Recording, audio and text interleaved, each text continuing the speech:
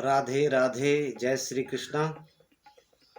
सज्जनों, यह परम सत्य है कि सृष्टि की रचना ईश्वर के अतिरिक्त कोई नहीं कर सकता, परंतु इसके साथ यह भी सत्य है कि ईश्वर से भी बढ़कर एक शक्ति इस सृष्टि में विद्यमान है, जिसे तपस्या कहा गया है।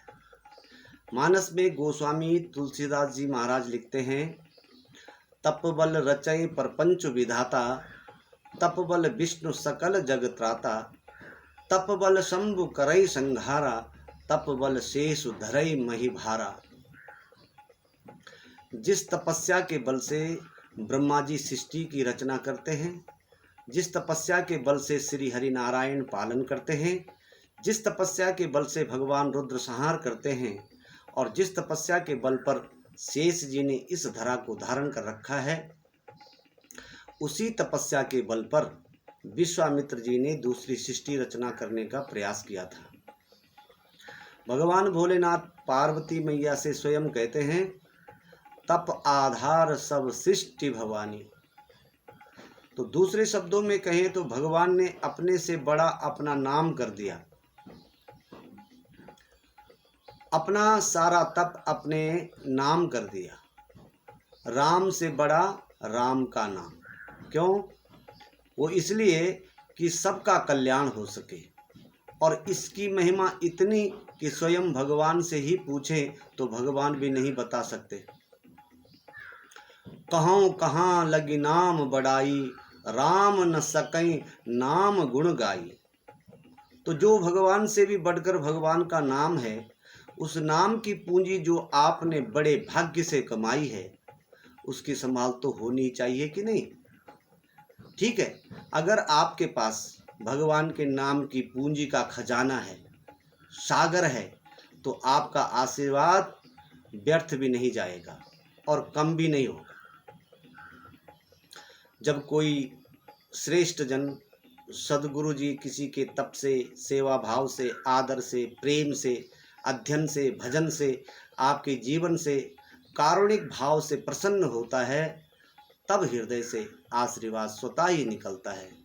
कल्याण मस्तु, आरोग्य मस्तु, श्रीरस्तु, चिरंजीवी भव, यशस्वी भव, भागवत भव, विजयी भव। जितना बड़ा कोई काम करे उतना व्यक्तित्व विराट बनाना पड़ता है, जिसको पात्रता कहते हैं। और पात्रता के लिए कोई पात्र चाहिए। छोटी छोटी बातों पर जो उलझा हो, चिंताग्रस्त हो, वह बड़ा आदमी नहीं हो सकता। वह छोटा आदमी है। छोटा आदमी छोटी बातों पर ध्यान देता है, बड़ा आदमी बड़ी बातों पर ध्यान देता है। गलती हो जाए, अपराध हो जाए, सजा भुगतने के लिए तैयार हो जाए। जीव सजा नहीं भुगतेगा तो प्रकृति क्षमा नहीं करती।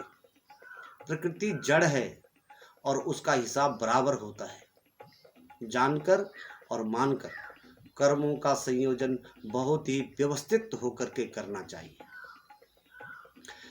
मैं बार बार एक बात निवेदित करता हूँ कि सब कुछ संसार का, पर मन भगवान का।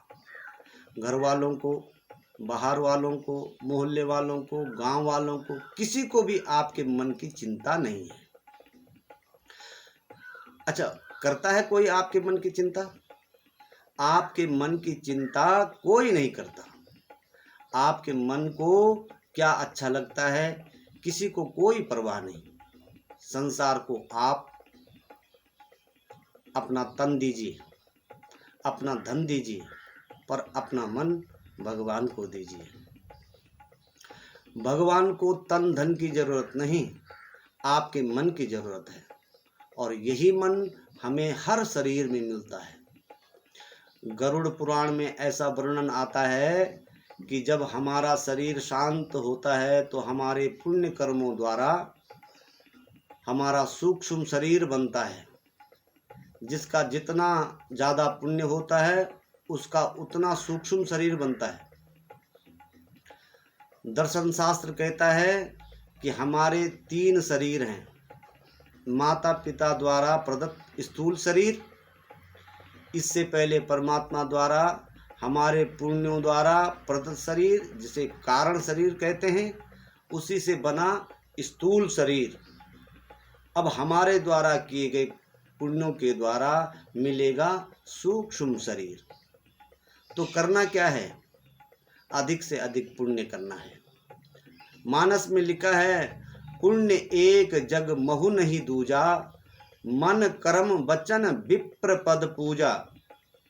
माता पिता का, भागवत जनों का, ब्राह्मण देवताओं का, साधु संत जनों का, गौ माता की सेवा पुण्य बढ़ाने के लिए। धर्म क्या? पुण्य बढ़ाने के लिए। धर्म क्यों करते हैं लोग? पुण्य बढ़ाने के लिए।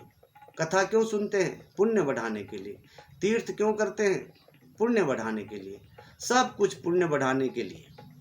और एक बात जो खास है, कहना चाहूँगा, सनातन धर्म ऐसा मानता है, जानता है और कहता है कि सनातन संस्कृति में पति पत्नी के रिश्ते बदलते नहीं हैं। जो इस बार मिली मिला वही पहले भी मिली मिला और आगे भी वही मिली मिलेगा।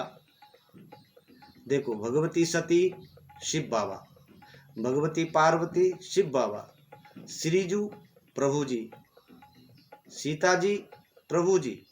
यहाँ अदला बदली का काम नहीं। और संप्रदाय में होता होगा तो अलग बात है। सनातन में अदला बदली नहीं होती।